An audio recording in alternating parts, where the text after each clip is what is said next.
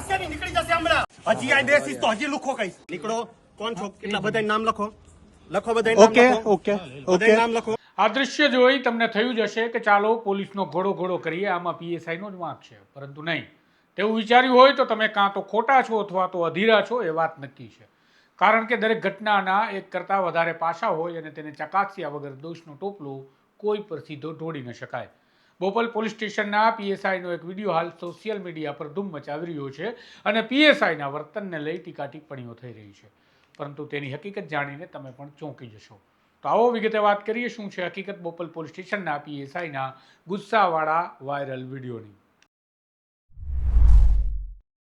નમસ્કાર, હું છું આપની સાથે તુષાર બસિયા. આપ જોઈ રહ્યા છો સ્વમાન.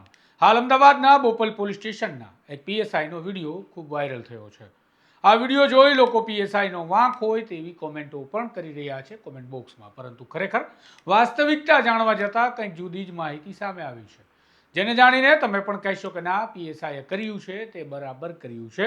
અને જો પીએસઆઈ આવું ન કરે તો પોલીસ સ્ટેશન નબીરાનો અડ્ડો બની જાય અને પછી અમે પત્રકારો જ પોલીસ સ્ટેશન બન્યો નબીરાનો અડ્ડો કે નબીરાઓમાં નથી રહ્યો પોલીસની ખાખીનો ડર, તેવા ટાઇટલ સાથે સમાચાર ચલાવતા. સત્ય હકીકત જાણતા પહેલા પીએસઆઈનો વિડીયો જુઓ, જેના પર લોકો ગુસ્સે થઈ રહ્યા છે. બધી હોશિયારી નીકળી જશે હમણાં. હજી આ બેસીસ તો હજી લુખો કઈશ. નીકળો. કોણ છો? કેટલા બધા નામ લખો. લખો બધા નામ લખો. બધા નામ લખો. તમે આ ટુકડાની ક્લિપ જોઈ જે વાયરલ બની છે અને પોલીસ પર કેટલાક સોશિયલ મીડિયા પેજ ધારકો પત્રકારોની માફક સમાચારોની ભાષામાં દાજ ઉતારવા લાગ્યા છે. પરંતુ ખરેખર આ વિડીયો જુઓ તો તેમાં 2-4 સેકન્ડથી વધારે એક પણ ક્લિપ નથી, જેના પરથી શંકા જન્મે છે કે વિડીયો ઉતારનારાએ આખો વિડીયો નથી મૂક્યો, જેથી પોતે શું કરી રહ્યો છે કે બોલી રહ્યો હતો તેનું લોકોને ભાન થાય નહીં અને પોલીસની આબરૂનું ધોવાણ થાય.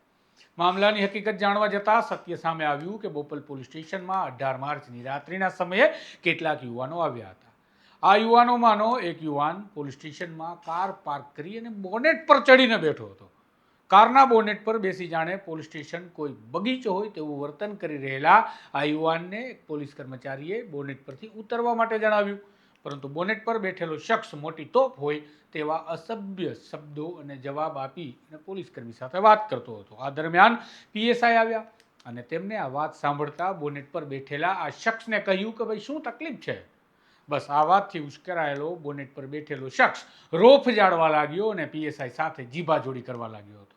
હવે કોઈ પોલીસ સ્ટેશનમાં જઈ કારને પાર્ક કરી બોનેટ પર બેસે અને પોલીસ તેને ટપારે તો ઉશ્કેરાય અને અસભ્ય વાત કરે તો પોલીસ તેને તેની ભાષામાં સમજાવે કે પછી તેના પગ દબાવે? તમે જ કહો. વળી પીએસઆઈને ખાખીની આબરૂનું પણ ધ્યાન રાખવાનું હોય કે નહીં?